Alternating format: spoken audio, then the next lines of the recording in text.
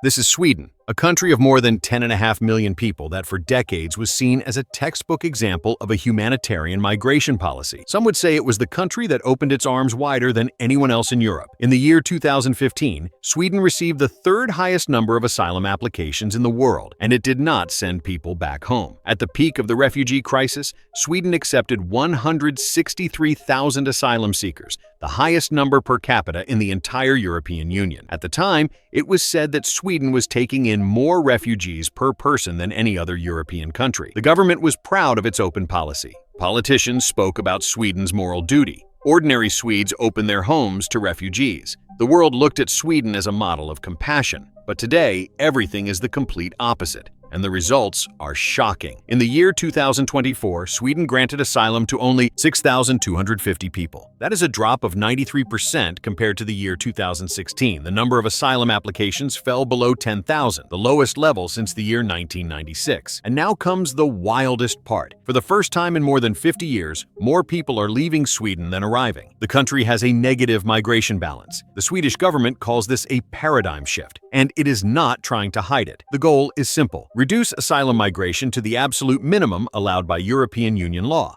Make Sweden as unattractive as possible for asylum seekers. And if you are already here and failing to integrate, you will get paid to leave. Take the money and please go. The government is offering immigrants $34,000 if they return to their country of origin. This is not some fantasy of the radical right. It is official policy, supported by several political parties and by a majority of the Swedish public. And according to the numbers, it works. So, what happened? How did one of the most liberal countries in the world become one of the strictest when it comes to migration? And did Sweden really solve its migration crisis? Or did it create new problems instead? For most of modern history, Sweden was proud of being a place of refuge. After the Second World War, it built a reputation as a country rooted in humanitarian values. During the Cold War, it accepted dissidents from Eastern Europe. In the 1990s, it welcomed refugees from Yugoslavia. In the early years of the 21st century, people fleeing Iraq and Somalia found safety in Sweden. That was its identity. Sweden saw itself as morally superior, as a beacon of hope in a world that often turned refugees away. Permanent residence for recognized refugees was standard. Family reunification was generous. Integration programs were well funded. And when the war in Syria erupted in the year 2015 and caused the largest refugee crisis since the Second World War, Sweden stepped up in a way no one else did. While most of Europe panicked and closed its borders, Sweden essentially opened them.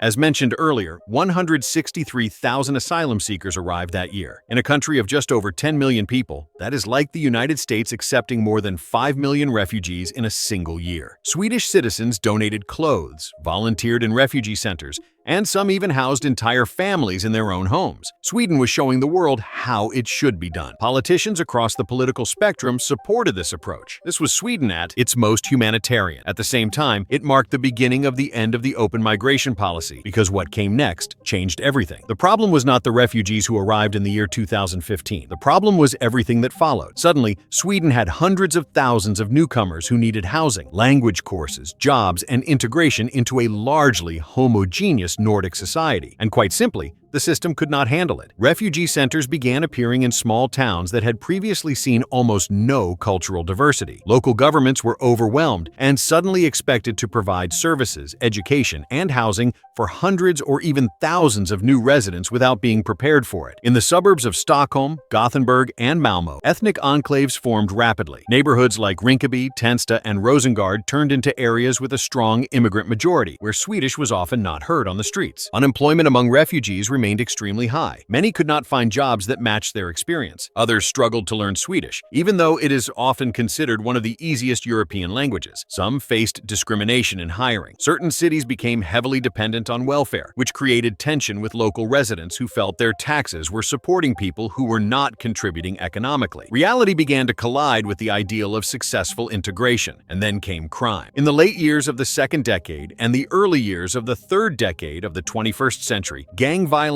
exploded in immigrant neighborhoods. Shootings, explosions, organized crime. And this spread quickly from major cities into smaller suburbs and towns. Sweden had never experienced anything like this before. We are talking about hand grenades thrown into residential areas, drive-by shootings in broad daylight, and bomb attacks targeting members of rival gangs, sometimes killing innocent bystanders. In the year 2022 alone, Sweden recorded more than 60 fatal shootings. For a country of around 10 million people, that is shocking. As a result, Sweden ended up among among the countries with the highest rates of gun homicides in Europe, second only to Albania. That means that in the year 2022, the per capita rate of gun murders in Stockholm was roughly 30 times higher than in London. The Stockholm metropolitan area, long known for safety and order, became more dangerous than London when it came to shootings. Prime Minister Ulf Kristersson put it plainly. Sweden had never experienced anything like this. These were not random crimes. They were gang wars, often led by young men with immigrant backgrounds, fighting over drug territories in the suburbs. These were highly organized criminal networks,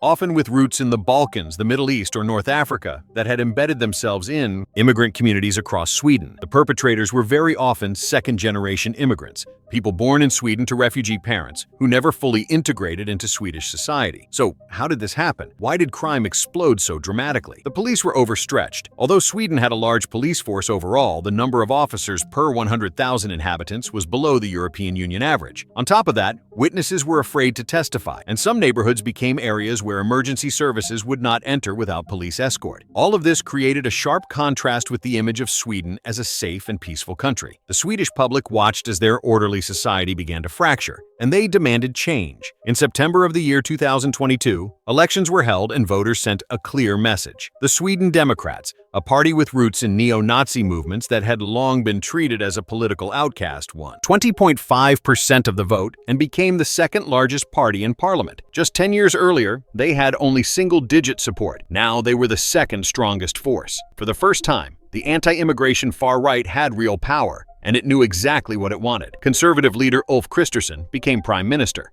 but only thanks to the support of the Sweden Democrats. He needed them to form a government, and they had demands. Big demands. In October of the year 2022, 4 parties met at Tito Castle and agreed on a document known as the Tito Agreement. This deal gave the Sweden Democrats enormous influence over migration policy in exchange for their support of the government. They did not receive ministerial positions. They were still considered too controversial, but they received something better: control over the migration agenda. In other words, they were allowed to write the game plan. The agreement was completely clear. Its goal was to create a paradigm shift in migration and to align Swedish migration policy with the lowest possible level allowed under European Union law. Translated into plain language, Sweden would accept the absolute minimum number of refugees it is legally required to take, and nothing more. With that, it became clear that the era of Sweden as a global humanitarian leader was over. Even mainstream political parties that had supported generous migration policies for decades suddenly shifted to the right. The moderates, the Christian Democrats, and the liberals all signed the agreement. And even the Social Democrats, the traditional left-wing force in Sweden, did not strongly oppose it. Across the political spectrum, the message was clear. The era of open doors had ended. So what did the Swedish government actually do? Let us break down the concrete measures. Only temporary protection. Sweden officially decided that asylum seekers would receive only temporary residence permits. There would be no automatic path to permanent residency. From the year 2025, the government is even examining whether it can revoke already granted permanent permits or convert them into temporary ones. The message is clear. Refugee status in Sweden no longer means the chance to settle permanently. Cuts to refugee quotas. Sweden previously accepted 5,000 refugees per year through United Nations High Commissioner for Refugees quotas. These people were brought directly from refugee camps, already vetted by the United Nations. They were often the most vulnerable refugees, survivors of torture, persecuted minorities, or people with serious medical conditions. That number has now been reduced to just 900 per year, a cut of roughly 80%. Sweden went from being one of the most generous countries in refugee resettlement to a state that participates in the program only symbolically. The asylum rejection rate then surged. In the year 2024, 7 out of 10 applicants were denied asylum. The criteria for who even qualifies as a refugee were dramatically tightened. Humanitarian visas, once granted in especially desperate cases,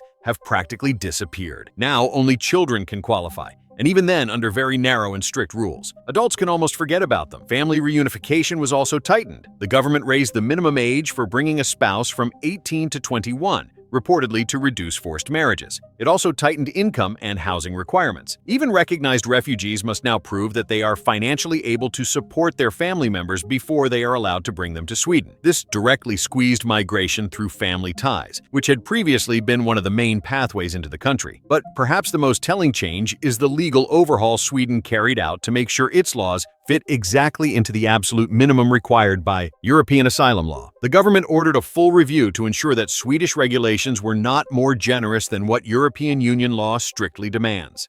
The Minister for Migration, Maria Malmer-Stenergaard, said it bluntly. A country that once set the gold standard is now aiming for the bare minimum: faster deportations. Sweden expanded the powers of authorities to deport people more quickly, especially those considered security risks or those without legal status. New laws make it easier to revoke residence permits if someone lied in their application or if conditions in their home country change. Foreign nationals involved in serious crime can now be deported much more easily, even for offenses that previously would not have led to deportation. The end of finding your own housing. For 30 years, asylum seekers were allowed to arrange housing themselves. They could stay with family or friends or rent privately while still receiving financial support. This was known as the EBO system. In March of the year 2025, Sweden effectively buried it. Under the new law, financial support is directly tied to living in accommodation assigned by the migration authority. You can still technically choose to live elsewhere, but if you do, you lose all daily allowances and other support. During the year 2024, thousands of asylum seekers living in private housing were given a deadline until the end of August to move into state facilities or lose their benefits.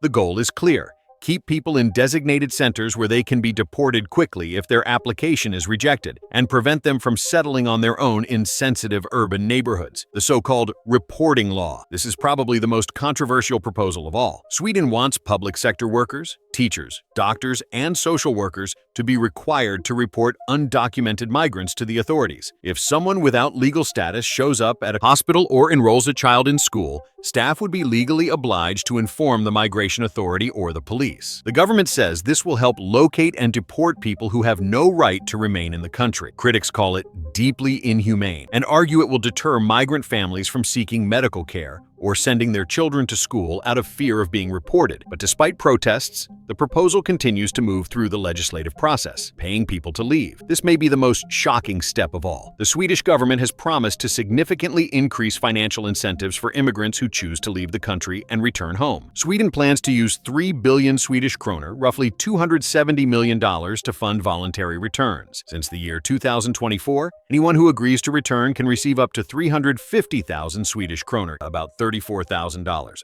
Previously, the offer was only 10,000 kroner. For people from poor countries, these sums can be life-changing. Revoking citizenship. Sweden has launched a process to examine whether it can strip citizenship from people who acquired it through naturalization if it was obtained through fraud or if they committed serious crimes. Under current law, this is not possible. The government wants to change that. The focus is mainly on individuals involved in terrorism, serious security threats, or gang crime. Even citizenship is no longer a 100% guarantee if, in the government's view, you are abusing Swedish society. But Sweden did not just close the door to new arrivals. It completely reshaped how it treats people who are already living there. The new philosophy is simple. Sweden will give you an opportunity, but you have to deliver. Let us go through it briefly. First, knowledge of the Swedish language is now mandatory and strictly enforced in schools. There is also discussion about introducing a language and civic test as a condition for citizenship, something Sweden resisted for a long time. The welfare system is being overhauled to ensure that working always pays more than relying on benefits. One proposal is to cap the total amount of benefits so they cannot exceed a certain level. To finance all of this, Sweden cut its traditionally generous foreign development aid by more than half in the year 2023 and redirected billions from international assistance towards solving domestic problems. Once again, the message is clear. Integration is now built on requirements. Learn Swedish, get a job, adapt to local rules, or face consequences. So what actually happened after all these measures? The numbers speak volumes. In the year 2024, Sweden issued only 6,250 asylum-related residence permits. That is the lowest number since the mid-1980s. For comparison, in the year 2016, more than 86,000 were approved. Applications are similarly low. In the year 2024, there were fewer than 10,000 asylum applications. And here is what makes this a truly dramatic shift. In the year 2024, the total number of asylum applications across Europe exceeded 1 million, almost at the level of the crisis in the year 2015. While applications surged across Europe, Swedish numbers kept falling. Through these tough measures, Sweden effectively disconnected itself from the new migration wave. And what about the negative migration balance? For the first time since the 1970s, more people are leaving Sweden than arriving. At the start of the year 2024, Sweden recorded negative net migration. The outflow was particularly strong among people born in Iraq, Somalia, and Syria, meaning these communities actually shrank in size. Some are returning home, Others are moving to third countries because the environment in Sweden has become significantly harsher for immigrants. The Minister for Migration called this a necessary step toward tightening immigration policy. Of course, not everyone sees this as a success. Human rights organizations are sounding the alarm. Amnesty International Sweden stated that thousands of homeless and desperate European Union migrants, mostly Roma, are living across the country in dangerous and hopeless conditions. It also warned that many of the measures could seriously undermine the rule of law and stigmatize people who are not Swedish citizens. Civil rights defenders argue that several proposed changes clearly violate human rights commitments Sweden has pledged to uphold. Strong resistance has also emerged against the reporting law, which would force teachers and doctors to report undocumented migrants. Educators and healthcare workers say this directly contradicts their professional ethics and destroys trust between people and institutions. And perhaps this is where the entire story turns. Sweden, once a symbol of humanism and openness, now faces the same question confronting many European countries. Where is the line between security and solidarity? And can a country change its approach this radically without changing itself in the process? The answer will shape not only Sweden's future, but possibly the future of migration policy across Europe as a whole.